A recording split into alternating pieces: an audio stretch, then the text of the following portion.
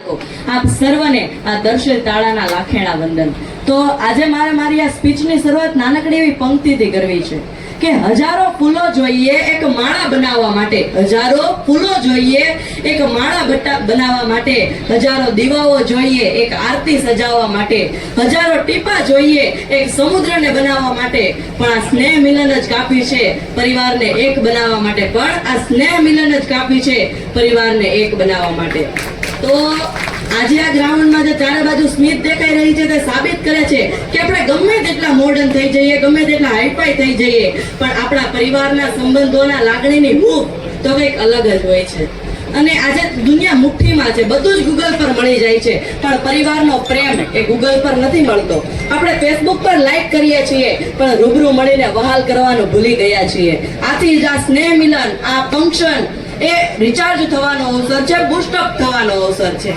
જેવી રીતે મોબાઈલમાં ચાર્જિંગ ઉતરી જાય તો તેને પ્લગમાં ભરાવીને ચાર્જ કરવો પડે, તેવી જ રીતે ત્યારે સંબંધોમાં થાક લાગે ને ત્યારે આ મિલનના પ્લગમાં જોડાવાથી આપણે ફૂલ ચાર્જ થઈ જઈએ છીએ।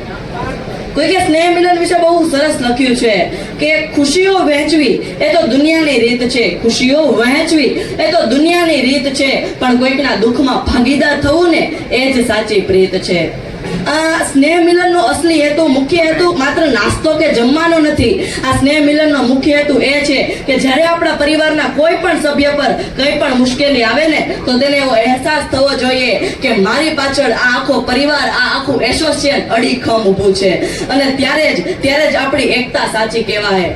અને બીજી વાત મારે આપણા વડીલો વિશે કરવી હતી। મનસુખ કાકા, તમે વડીલ કહેવાવ ને, તો મારે વડીલો વિશે કરવી હતી કે વડીલો એ આપણા ઘરનું છાપરું છે, અને એમ કહીને તો આપણી ગાડીની ફાઈબર બોડી છે કે ગમે તેટલો વરસાદ આવે, ગમે તેટલો તડકો પડે, ગમે તેટલી ગાડી અથડાય તો પણ આપણને કંઈ પણ નુકસાન પહોંચતું નથી।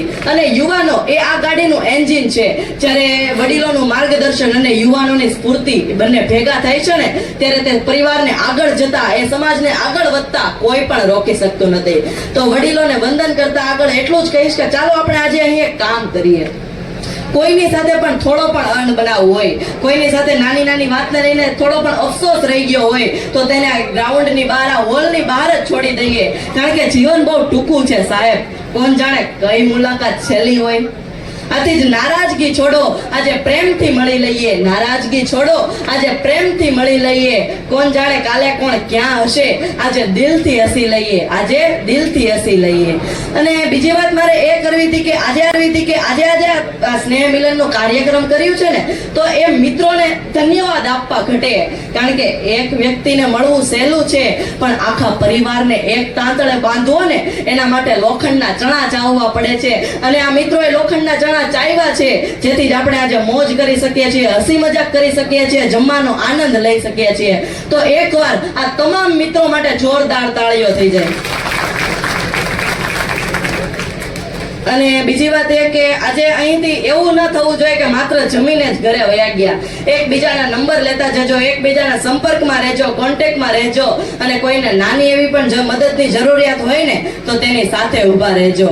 બસ હવે એક છેલ્લી પંક્તિ કહીને હું મારી વાણીને વિરામ આપીશ કે સંબંધો જળવાતા રહે, માણસાઈ મહેકતી રહે, કે માણસાઈ મહેકતી રહે, સંબંધો જળવાતા રહે, બસ આવી જ રીતે આપણે વર્ષો વર્ષ મળતા રહીએ, બસ આવી જ રીતે આપણે વર્ષો વર્ષ મળતા રહીએ। મને બોલવાની તક આપી તો એના માટે મનસુખ કાકા, આપણા ધ ટુ વ્હીલર ટેકનિશિયન ગ્રુપના પ્રમુખ, એમનો અને એમની ટીમનો ખૂબ ખૂબ આભાર માનું છું। ધન્યવાદ। જય હિન્દ, જય ભારત।